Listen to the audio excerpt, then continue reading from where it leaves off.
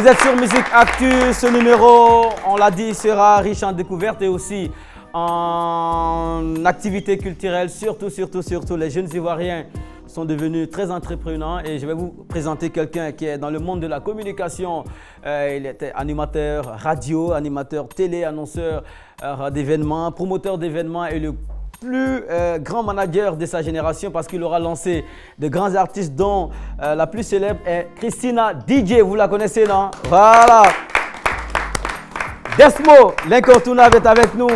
Incontournable Film, c'était votre label qui vous permettait de faire des clips vidéo. Aujourd'hui, Desmo se retrouve dans la production de films. Réalisation, production, voilà, voilà. Et montage. Ouais, et montage également. Voilà. Donc vous êtes dans toute la chaîne de l'industrie musicale aujourd'hui. En tout cas, bienvenue et merci d'être avec nous. On vous appelle parce que tout simplement, ce que vous avez fait, c'est innovant vraiment avec un film baptisé Les arnaqueurs du net. Voilà. C'est ce qu'on appelle les brouteurs ici en Côte d'Ivoire. En fait, c'est bien dit, c'est bien dit. C'est ce qu'on vit depuis une quinzaine d'années.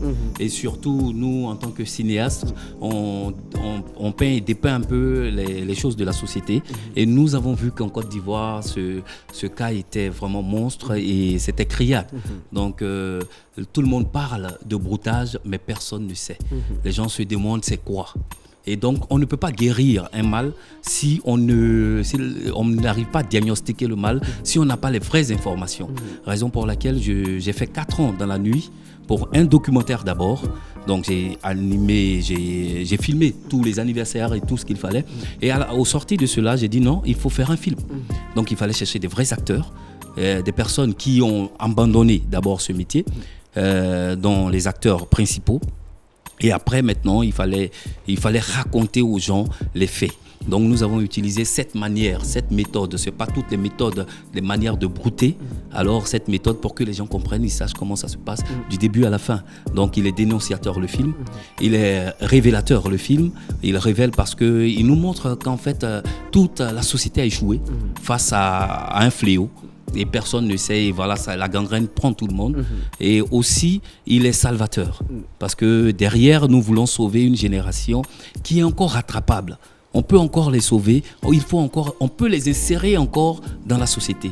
Donc il y a toutes ces solutions dans ce film, les arnaqueurs du net, cybercriminels comme on dit, mais ici aussi... On les appelle les brouteurs ici en Côte d'Ivoire. Est-ce que c'est un phénomène propre à la Côte d'Ivoire ou est-ce que la Côte d'Ivoire qui est rentrée dedans en dernière position se retrouve première aujourd'hui dans cette cybercriminalité? Dire qu'on est en première position, ça va vraiment étonner, mais quand même, on est quand même d'un rang considérable.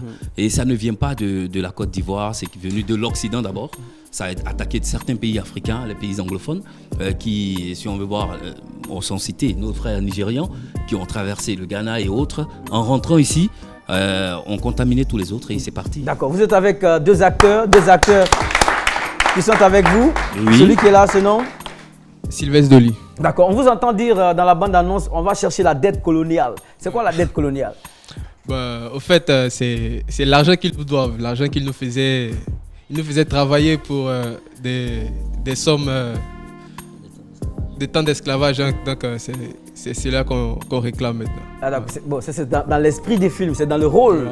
Voilà, mais il y a une moralité derrière. Qu'est-ce qu'on va retenir à la fin? Celui qui est au bout se nomme comment? Moi, c'est Olivier K. Je pense que dans un premier temps, ce film lance beaucoup de messages.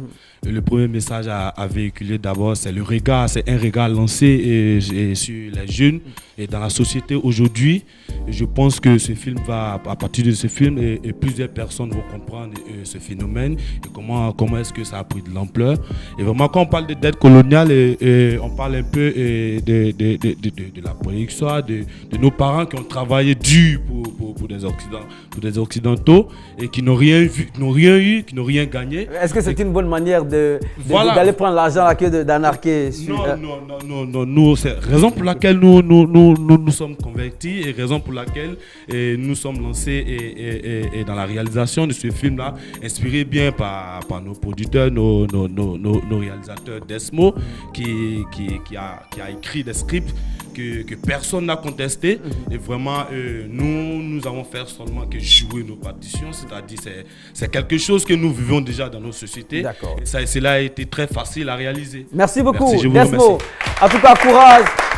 Les arnaqueurs du net, c'est un film qui sera mis à votre disposition sous peu. Alors, Desmond, vous avez le dernier mot. Surtout, c'est vrai, on vise les salles de cinéma, mais notre envie, ce serait que ce soit un film populaire, qu'il soit diffusé partout.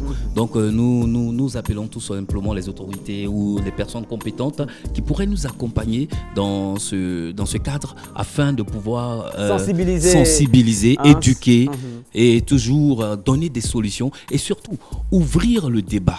Ouvrir le débat qui permet aux gens de pouvoir avoir des solutions. Et nous sommes autant de la solution. Merci beaucoup, Desmond. Merci beaucoup. En tout cas...